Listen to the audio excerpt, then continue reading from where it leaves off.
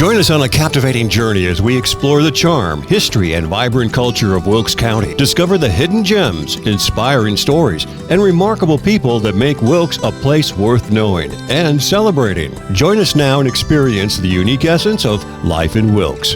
Brooke Horn, welcome to Life in Wilkes. Thank you. It's an honor. Well, I got to tell you, we're here in the afternoon. We've been talking about some art because that's something you spend a lot of time talking about. I do. Tell folks who you are and what you do. My name is Brooke Horn. I'm the executive director at Wilkes Art Gallery, and there's a lot that the gallery does cover. So we are a cultural arts center here for the county. We're also an art gallery.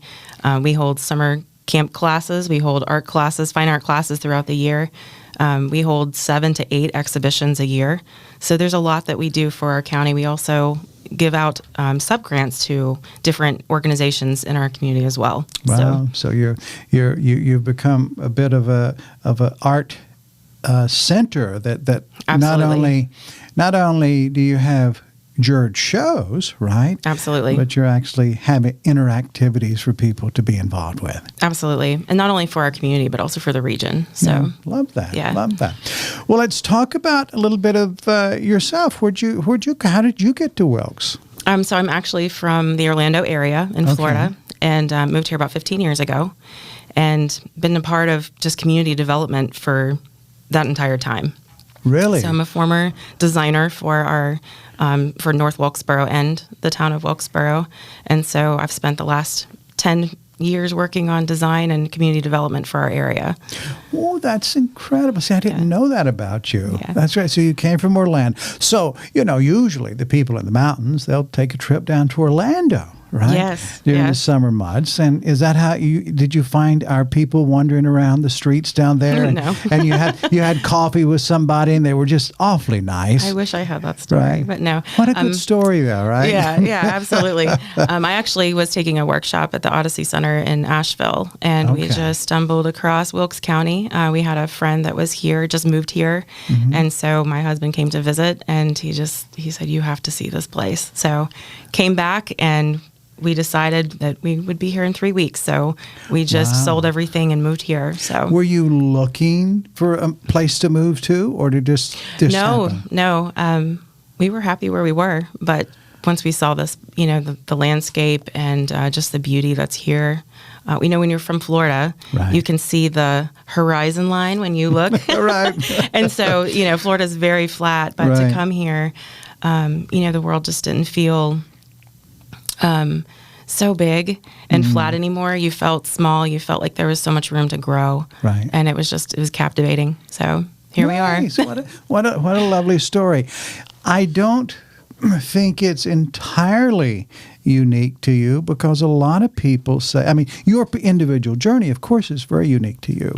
But the idea that people come to visit and they fall in love with aspects of the community, right? You described the beauty of nature. You described, I assume the people were nice to you when you came, right? Oh, it was a different world. It was almost like we had stepped back 20 years in a good way. Right. Life was slower than the pace that we had in Orlando. Right. And coming here, that's where you want to raise your family, in a place where you can slow down and appreciate those moments and have those moments in nature.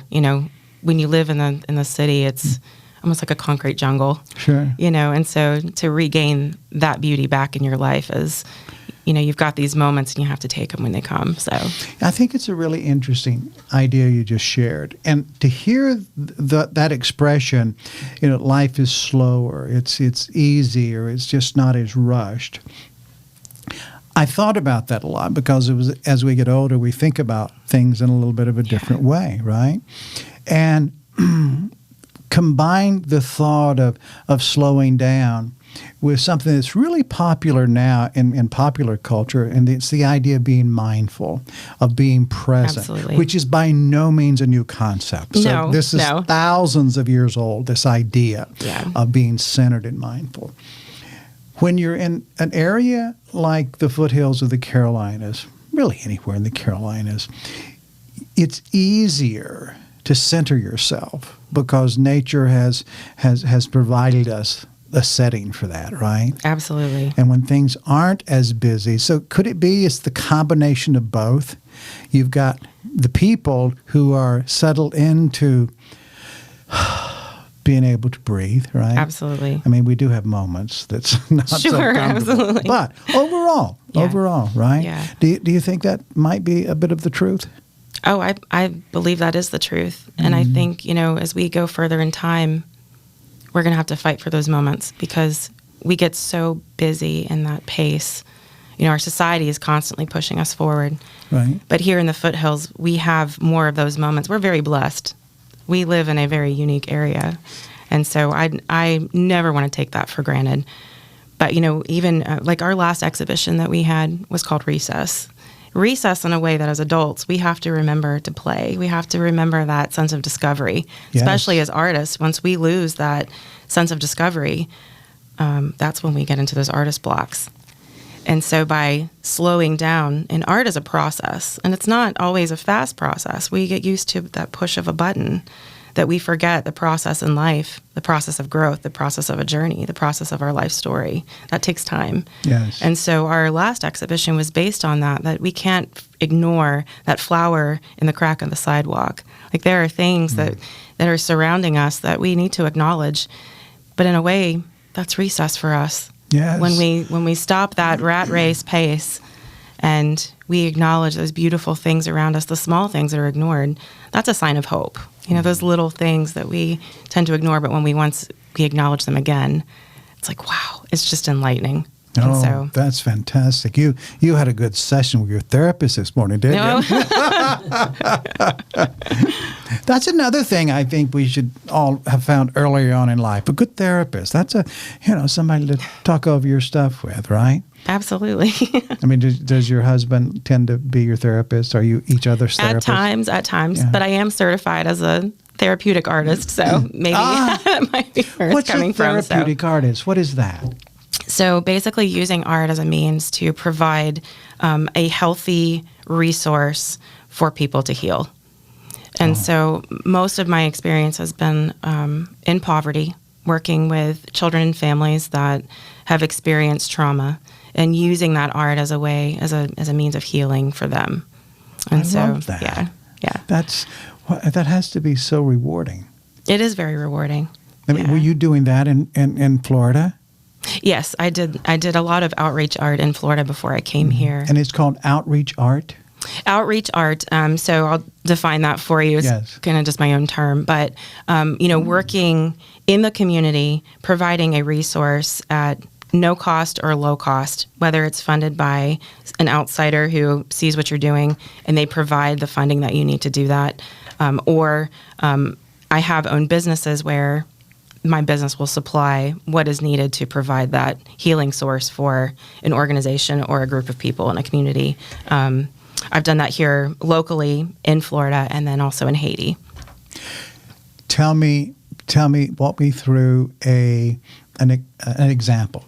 Just, I mean, I've got the broad scope, I think. Okay. But walk through an example of how art actually helps process trauma. I think I get the idea if we slow down and we let our minds kind of let go of some things, that's one part. But talk about the art part. Yeah. So several years ago, I'll give you a local example. Right. So I work a lot with the children over in the Skyview Family Investment Center, and that's a community center here in North Wilkesboro. And started working with them years ago during COVID because our buildings and our facilities were shut down at the gallery. And I've been an instructor at the gallery for 11 years, so not always executive director. So at that time, I was serving as an instructor. While you were working for the town?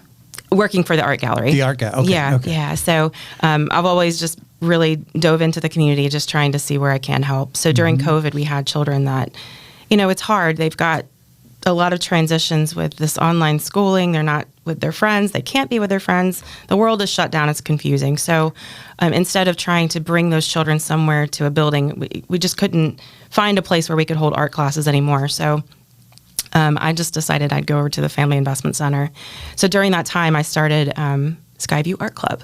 Ah. And that was a way for us to make the kids very involved, feel like they were a part of something greater. But also at that time, well, it was hard to get to the grocery store. It was hard to get the food you needed. So out back on the property, there was a garden that had kind of been abandoned for several years. And so several of us in the community got together and revived that garden. You planted things. It was beautiful. Oh, it was beautiful. I love this story. Because what you saw was a community coming together and planting that garden. Well, with us having Skyview Art Club going on at the same time, that allowed us to get in the garden as an art club. We could sketch the plants. We could harvest the plants. We can grow the plants. We can learn this process. We can also draw what those things are in that growth process. One lesson that comes to mind, at that time, I was working with kindergarten through 12th grade. And so our high school students, part of their ways that we were getting them active in the summer was to have them work in the garden. That's not every high schooler's dream.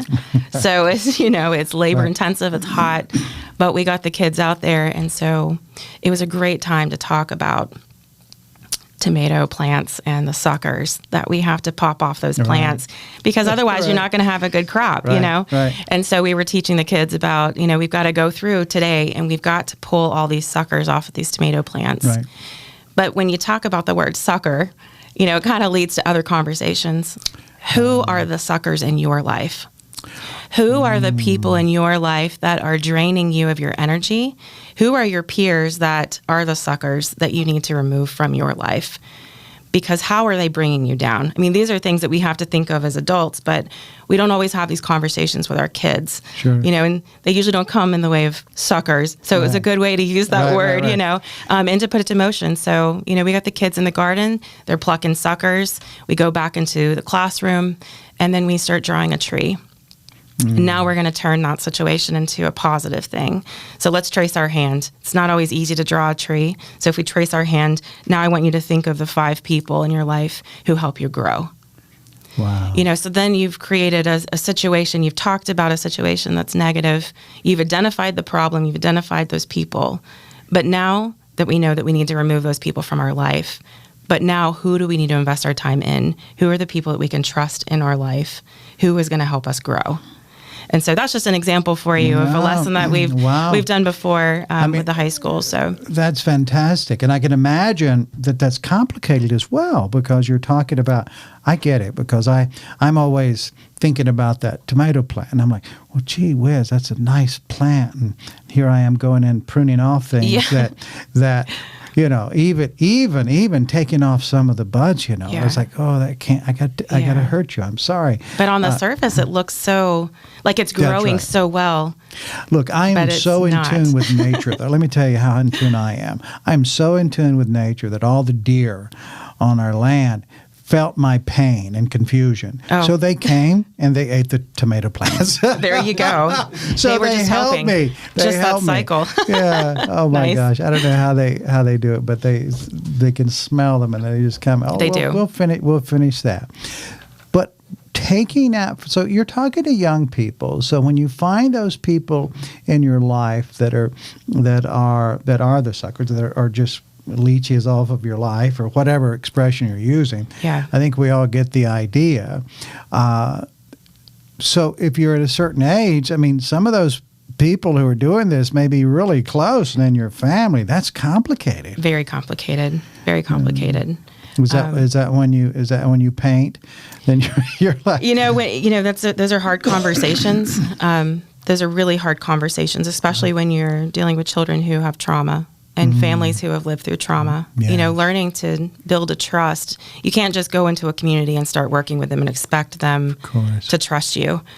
So when they start sharing these stories, that's a sign of trust when they can share these moments with you and say, this person in my life, even though it's my brother or it's my uncle, they've done some really bad things, and so I can't really trust them.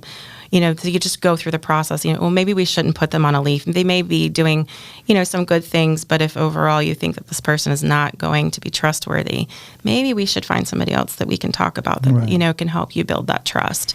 And so they are really hard conversations. And it's not that we, 5, you would think, 5 branches on a tree is not a whole lot, but for those who are in trauma, that's a lot. that can be overwhelming when the reality is maybe the only person I can trust is my grandma. Right. You know. And so grandma becomes multiples at times, doesn't she? Absolutely. Or your grandfather. There's someone in your family fills a lot of roles as you're going through life. Yeah. Wow. All of that. And you like to do art, all of those things, and you're making art part of that. Yeah, definitely. Has that journey up to this point been worth it? Oh, definitely. Sometimes in life we go through things that are really hard. In the process, we get hurt. And we do have to get to a point where we question ourselves, was that pain worth it? Was it worth it to help somebody else? And, maybe not everybody can say it's worth it, but I can say in my life, definitely, it's been worth it. When I look at the faces of people that I'm helping, and you see that, like I said, that process, it takes time, and to grow alongside a community, people in our community who are going through things, and to hold their hand, that's the reward. The reward is when someone is willing to take your hand and you've built that trust. That's huge. So it's definitely worth it. It's almost more rewarding and more fulfilling to walk through life's hard journeys with people than it is to hang out with just perfect friends all the time, isn't it? Oh, yeah. Yeah. You got to dress better with your perfect friends. You sure do. And it seems like there's something missing here, so. Just wait. Yeah. Their problem will manifest. And it'll then surface. You'll be, hello? Yes. I'm on my way with the clay. Absolutely. And that's true. I mean, sometimes, when you have children that are going through those situations, I have shown up with a ball of clay and I'm like, let's work, and it just kind of comes out, I love that. Okay. So now all of this passion, your background and your nurturing disposition now is all funneled into your position as the director of the Wilkes Art Gallery. Yeah. Right? Yeah. So as you're bringing artisans together, I saw a recent post. I saw Keegan Watson's stool with a back on it. Oh, yeah. And I was like, oh, look at that. Now, for people that know who Keegan is, they know what we're talking about. Absolutely. The whole state knows about his chairs now, right? The famous chairs. But just when I saw that picture, I'm like, I'm not at all surprised. We've done stories with Keegan. I mean, a couple of his bowls are in this room, because he's just one of those people that he could probably be one of those people that would be, 3 or 4 of when you're getting rid of 5, he could be 3 or 4 of them, because he can make you a bowl, he can make you a chair, he can make you some barbecue sauce, he can play the tuba for you in a classically trained way. Yes, absolutely. Like, all right, I'm not at all surprised when I saw him at the hardware store a few weeks ago, and he does all this, and then he has another gig too. Absolutely. And he just keeps on going. He does. And keeps on smiling. Is that the heart of a real artist? And is that the person? Because I've got a lot of friends who are artists, and a lot of them are giving, caring people. Some of them have an edge to them, but they have a different kind of art, Yeah, they do. And that's okay.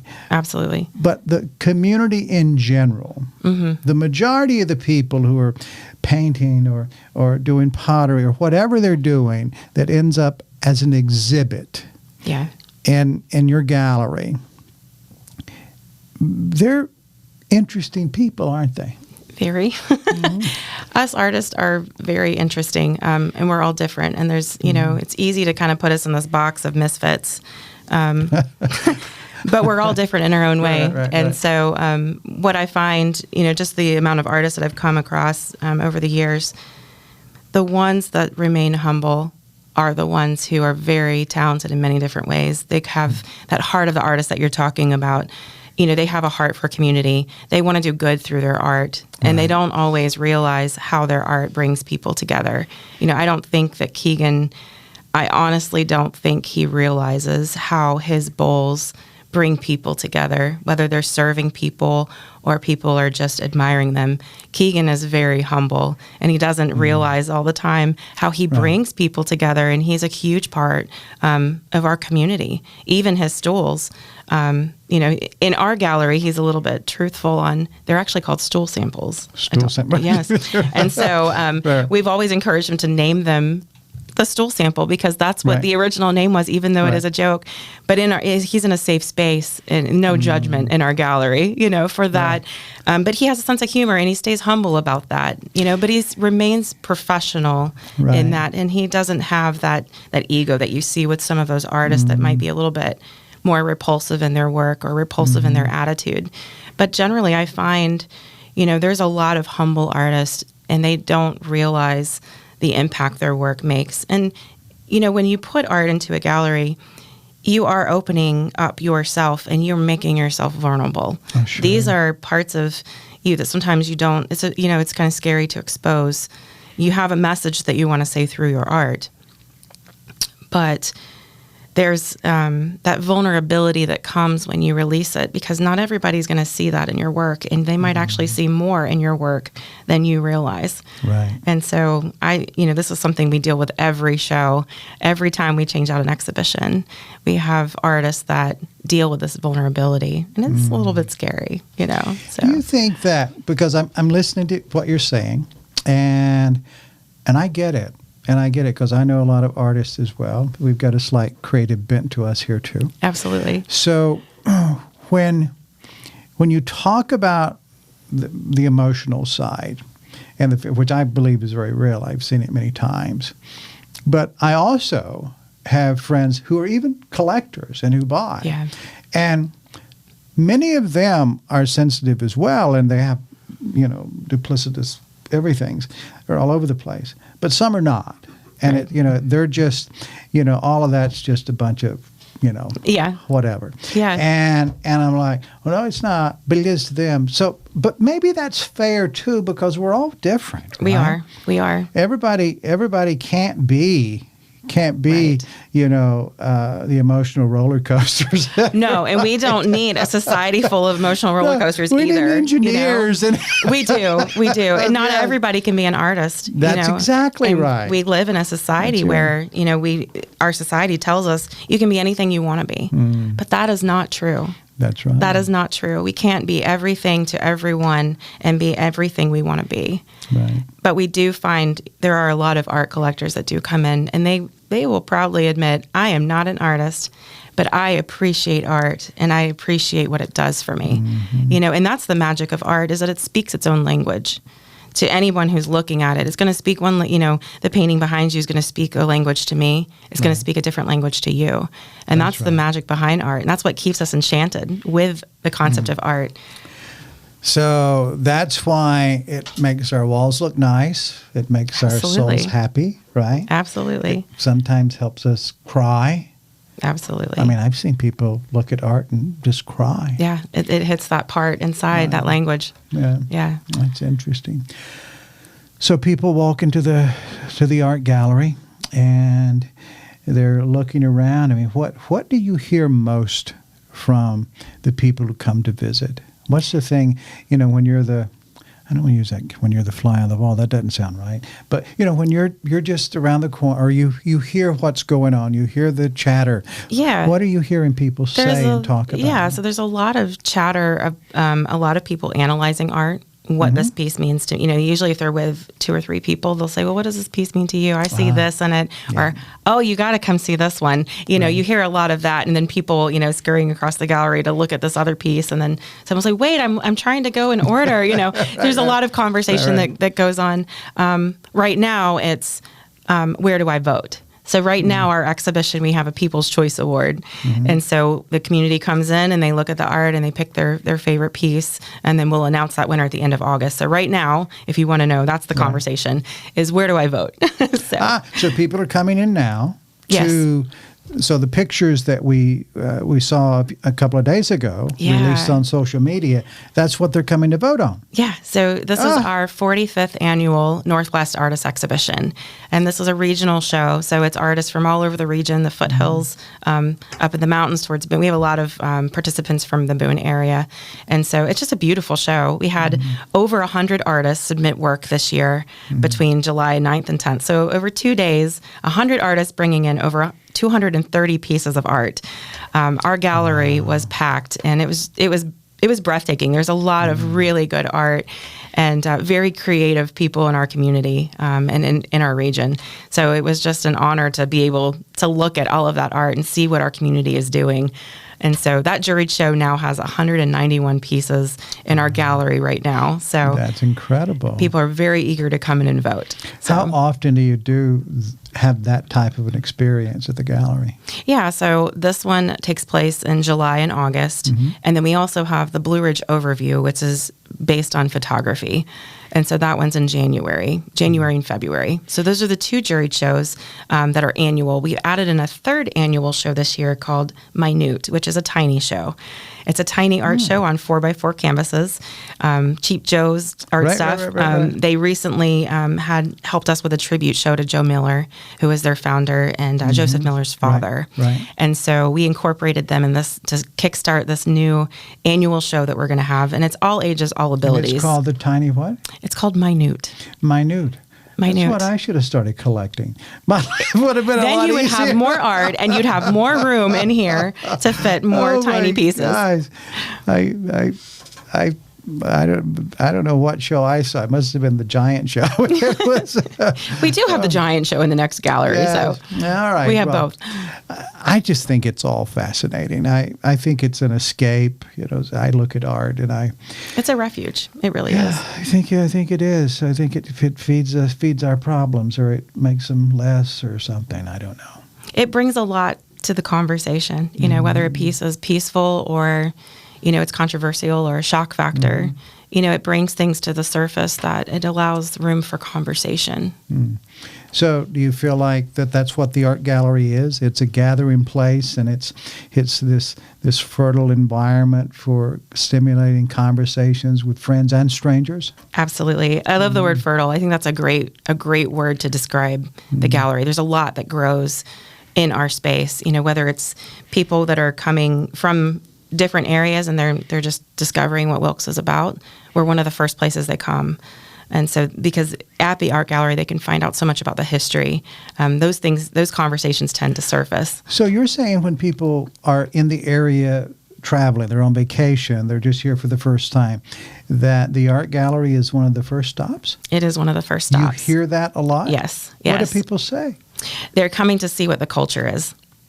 And they feel that coming to a cultural or arts center is where they're going to find the most information about what's the flavor around here. So they're going to look in our gift shop. They're going to look at the different artisans. We have over 60 artisans. So there's a really abundant flavor in our gift shop of what our culture is here in this area, the different art making processes and techniques that are being practiced here, whether there's, a plant that's native to Wilkes County. Are they doing ink dyeing processes with it, or certain kind of bark baskets that they have, so they're looking to see what the culture is. So the first place that a lot of people come to is the art gallery. Plus, we're in an older building. So we're in the old post office, the 1925 post office. So you've got some history there. We have a lot of history there. So sometimes people are coming back into town. Maybe they grew up here in Wilkes County, and they're just looking to check on, the old stops, Sure. So it was the post office. And then after the post office, it became our library.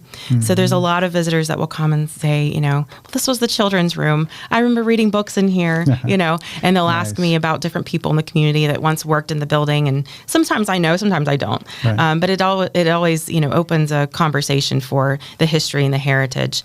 Our founder, Annie Winkler, also was a huge part of the founding of the Heritage Museum over in Wilkesboro. And so it's almost, working with the art gallery and then the museum, we both contain a lot of art and a lot of culture. So we're able to also, send people over there to find out a more in-depth look at what Wilkes County is about. Oh, what a wonderful thing. The space itself, it really is fantastic. And when you if for people who are travelers, who are coming here from other places, larger cities, you have to have your imagination. But if you know what loft living is in New York, or as we have in Charlotte or Charleston, it's that massive open space of wooden floors and high beam. That's exactly the building you have, isn't it? It is. It is. Except it's all on street level. Yes, it is. Right. It is. But it's a beautiful space. It's really a gem here in our area. Does that make your job easier? I think so. I think so. It's a beautiful place to walk into. And, I used the word refuge before. For a lot of our local downtown business owners and those who are working downtown, the Artist is a great place. It's a great refuge, on that lunch break or that 15-minute break, if you're just taking a walk, to just pop in the art gallery, see the new art that's on the walls.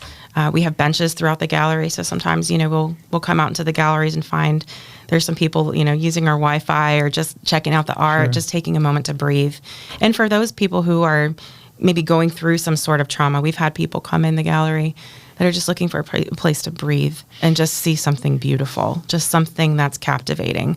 And so we're always open for that as well. So that's fantastic. I mean, just knowing that it's that place of refuge for whatever reason, that's a pretty good thing. And that's also where our clay studio comes into. So we also have recovery clay classes. In the basement. In the basement. You know how I know about that? Because I read your social post. Okay. Get your stuff out of here. We got to clean up. Yes, yes. And you got to clean up every now and then. You got something else, and then it comes back. You do. Right? So so we have 6 clay classes that go on throughout the year. And from time to time, we'll have some students that do take classes. This is our clean out process, is they'll just get busy and forget to come pick up their things, or they won't come back to glaze the rest of it. So we did a studio clean out so that we can make room for our fall classes that are coming in. So down there in that basement, we have 10 wheels, 10 potter's wheels in our wheel room. Right. And then we have a large hand building studio with a slab roller and extruder. So we have a lot of students that come in and work, and whether it's in our classes or doing studio time. And so sometimes those shelves get really full down there. So that was why we needed to do a pottery clean out. But you do that every year, right? We do that every year, but it's amazing. I mean, there's just no room to put anything down there because we are just growing so fast. Nice. Also with our summer camp, we've had 9 classes that we've, no, that's 9 classes that we've, 9 clay classes that we've had this summer. Wow, that's a lot. So a lot of kids. It's not just one day. I mean, this is it's a days. week long morning and afternoon session. So as we're getting close to wrapping here, let me ask you from the clay standpoint, or just art in general, but specifically the clay, are you seeing some prodigies come out of this? Are you able to see some young people that really have a knack for this, and they have a creative edge to them that you know good things are coming from them? Absolutely. So over the years, I've had a student that actually I taught her my first class 11 years ago, Sophie Shoup. She was one of my first students at the gallery, and I've just watched her grow over the years. She served as my intern for several summers working in clay, and she's also served as an intern for several other instructors as well. But, it's interesting that we get to grow with these kids in the community and watch them grow in their art, grow as a person, grow in their future, in their journey. She recently received 2 different scholarships over the summer to go to 2 different art schools, one in Raleigh, and then there was another one. I'm not sure exactly where that one was. But, she started, and she does a lot of clay work, but she's venturing into fiber. And so I love that for her, learning about the fibers and the textures. And that's an art form that's always, seems to be a little bit more ignored. Now, I won't say always, I shouldn't have said always, but it can be ignored in the art world. But there is a lot of opportunity with fiber art and where that can take her. So it's interesting to see how, you're becoming very well-rounded in her growth process as an artist, and to see her, thriving in that way. She's still in high school. She has so much more to do in life. And so I love that. I love how the gallery... But you're seeing that spark there, and you know what happens to people when they start out small, developing a creative edge to them, and how that can be life enriching. Absolutely. Absolutely. And I know there's more Sophie Shoops in our community. Right. So it's interesting. I love every summer just to see that spark in their eye when they come into summer camp and to see them grow. Wonderful. Well, this has been a wonderful visit. It sounds like we've all gotten to know you a lot more. You know what we've discovered? We've discovered that there's a building, an old building in North Wilkesboro, and that's where lots of the sparks start. Absolutely. I agree. All right. Thanks for being in. We'll talk again Thank you for having me. Thank you. Thank you for spending time with us on Life in Wilkes. We value you as a viewer and appreciate when you share the show with your friends and family. Be sure to bookmark our channel and join us again on the next episode of Life in Wilkes.